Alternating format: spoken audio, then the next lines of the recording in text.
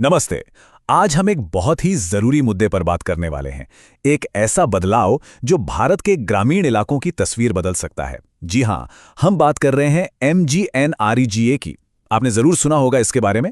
ये भारत का सबसे बड़ा ग्रामीण रोजगार कार्यक्रम है। लेकिन अब इसमें बहुत बड़ा फेरबदल होने जा रहा है। केंद्र सरकार ने इस करीब करीब 2 दशक पुराने कानून को एक बिल्कुल नए प्रोग्राम से बदलने का प्रस्ताव रखा है, जिसका नाम है विकसित भारत जी। तो चलिए आज इसी को समझते हैं, इसे ब्रेक डाउन करते हैं। देखिए, किसी भी कानून या स्कीम को समझने के लिए उसके असर को समझना जरूरी है। तो चलिए एक कहानी से शुरू करते हैं। ये कहानी है बिहार की एक मजदूर मंदेश्वरी देवी की। वो कहती हैं कि MGNREGA से जो साल के 20,000 से 25,000 रुपए मिलते हैं वो उनके परिवार के लिए एक बहुत बहुत बड़ी राहत है। और सोचिए, ये सिर्फ मंदेश्वरी देवी की बात नहीं है। उनके जैसे करोड़ों लोगों के लिए ये योजना सिर्फ एक सरकारी स्कीम नहीं है, ये एक लाइफलाइन है, एक जीवन रेखा। तो आखिर ये MGNREGA है क्या? देखिए, साल 2005 में ये कानून लाया गया था और इसकी सबसे खास बात यह है कि एक अधिकार आधारित कानून है, मतलब अ राइट्स बेस्ड लॉ। इसका सीधा सा मतलब यह है कि ये हर ग्रामीण परिवार को, जिसके बड़े सदस्य अनस्किल्ड मैनुअल वर्क यानी अकुशल शारीरिक काम करना चाहते हैं, उन्हें साल में 100 दिन के काम की कानूनी गारंटी देता है। ये कोई खैरात नहीं है, ये एक अधिकार है। इसे demand driven social safety net भी कहते हैं। मतलब जब आप काम मांगेंगे तो काम मिलेगा। तो आज हम क्या क्या समझने वाले हैं?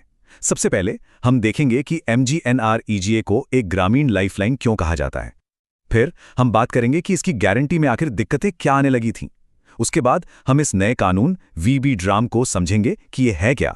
फिर देखेंगे कि इसका हमारे फेडरल स्ट्रक्चर यानी संघीय ढांचे पर क्या असर पड़ सकता है। और हाँ, सबसे जरूरी, एग्जाम पर्सपेक्टिव से क्या क्या बातें ध्यान में रखनी है। तो चलिए सबसे पहले और सबसे बड़े सवाल पर आते हैं। सवाल यह है कि आखिर इन सुधारों की जरूरत पड़ी ही क्यों? ऐसा क्या हो गया था MGNREGA में कि सरकार को इतना बड़ा, इतना ड्रास्टिक कदम उठाने के बारे में सोचना पड़ा? आखिर वो कौन सी चुनौतियां थीं? अब जरा इस आंकड़े पर गौर कीजिए। ये आपको चौंका सकता है। सरकारी डेटा ही बताता है कि औसतन सिर्फ 7.5% परिवार ही ऐसे हैं जो इस योजना के तहत पूरे 100 दिन का काम ले पाते हैं। सोचिए, गारंटी 100 दिन की और असल में पूरा काम मिल रहा है सिर्फ 7.5% लोगों को। तो यह आंकड़ा साफ साफ दिखाता है कि जो वादा था और जो जमीनी हकीकत थी, उसमें एक बहुत बड़ा गैप। और यह सिर्फ एक आंकड़े की बात नहीं है। पार्लियामेंट्री स्टैंडिंग कमेटी यानी संसदीय स्थायी समिति, उसकी रिपोर्ट ने भी कई गंभीर समस्याओं की तरफ इशारा किया था। क्या थी वो समस्याएं? पहली, मजदूरी मिलने में बहुत ज्यादा देर हो रही थी। दूसरी, जो मजदूरी मिल रही थी वो महंगाई के हिसाब से बढ़ नहीं रही थी।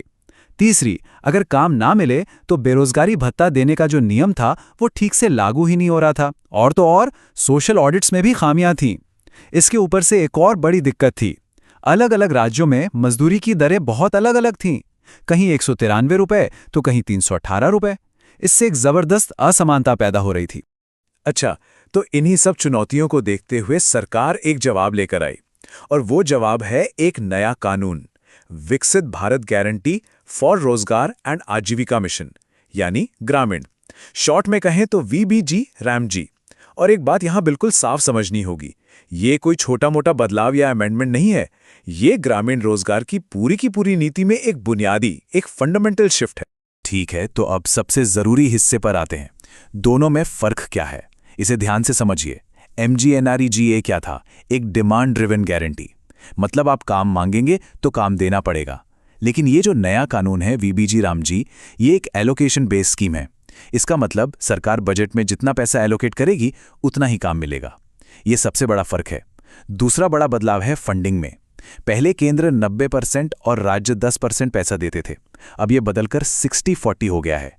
मतलब अब राज्यों पर फाइनेंशियल बर्डन काफी ज्यादा बढ़ जाएगा। हाँ, एक अच्छी बात यह है कि काम के दिनों को 100 से बढ़ाकर 125 करने का प्रस्ताव है। इस नए कानून में टेक्नोलॉजी पर बहुत ज्यादा जोर दिया गया है। 2 चीजें लाई गई हैं। पहली है नेशनल मोबाइल मॉनिटरिंग सिस्टम या NMMS। इसमें क्या होगा कि मजदूरों की अटेंडेंस रियल टाइम में जियो टैग्ड फोटोज के साथ ली जाएगी। मतलब मौके पर तस्वीर खींचो, हाजिरी लग गई।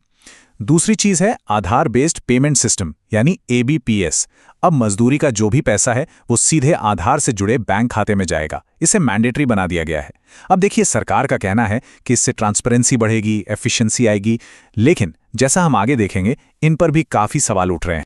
तो हमने ये तो समझ लिया कि नया कानून क्या है और इसमें बदलाव क्या है, पर अब सवाल उठता है कि इसका असर क्या होगा, इसकी आलोचना क्यों हो रही है। चलिए अब इस पहलू को देखते हैं, और इसमें भी सबसे पहले बात करते हैं केंद्र राज्य संबंधों पर इसके असर की। इस बदलाव को लेकर राज्यों की तरफ से, खासकर ऑपोजिशन रूल्ड स्टेट्स की तरफ से, काफी चिंता जताई गई है। तेलंगाना के वित्त मंत्री मल्लू भट्टी विक्रमार्क का एक बयान है जो इस चिंता को बिल्कुल साफ कर देता है।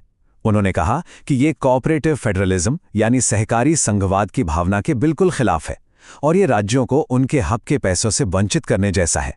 और सिर्फ तेलंगाना ही नहीं, कई और राज्यों ने भी इस पर अपनी नाराजगी दिखाई। ये जो फंडिंग वाली बात है, इसे एक बार फिर से देख लेते हैं, क्योंकि यही सबसे बड़ी जड़ है विवाद की।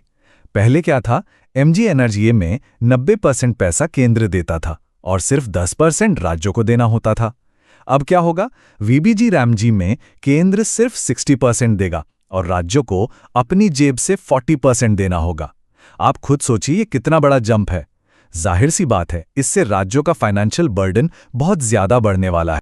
और ये सब सिर्फ कागजों पर या पॉलिटिकल डिबेट्स में नहीं हो रहा है, इसका असर सीधा जमीन पर आम मजदूर पर पड़ रहा है। जैसे बिहार के मुजफ्फरपुर से तस्वीरें आईं जहां मजदूर सड़कों पर उतर आए। क्यों? क्योंकि नए बिल के आने के बाद काम मिलना बंद हो गया था। वो प्रोटेस्ट कर रहे थे और उनकी बस एक ही मांग थी कि काम को तुरंत शुरू किया जाए और MGNRGA को उसके पुराने रूप में ही वापस लाया जाए। तो ठीक है, हमने पॉलिसी में क्या बदलाव हुए, जमीन पर क्या हो रहा है, ये सब समझ लिया। अब आते हैं उस सवाल पर जो आप सबके लिए सबसे जरूरी है। एग्जाम में अगर इस पर सवाल आता है तो उसे अप्रोच कैसे करना है। ये सेक्शन खास तौर पर उन सीरियस एस्पिरेंट्स के लिए है जो मेंस में एक अच्छा आंसर फ्रेम करना चाहते हैं। तो देखिए, अगर आपको एक कॉम्प्रिहेंसिव आंसर लिखना है तो आपको अपना स्ट्रक्चर कुछ की थीम्स के इर्द गिर्द बनाना होगा। ये GS पेपर 2 के लिए बहुत जरूरी है।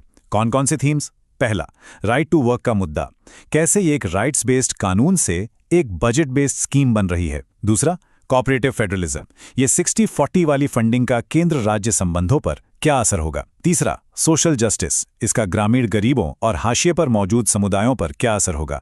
चौथा, गवर्नेंस, टेक्नोलॉजी यानी ABPS और NMMS ट्रांसपेरेंसी ला रही है या लोगों को एक्सक्लूड कर रही है।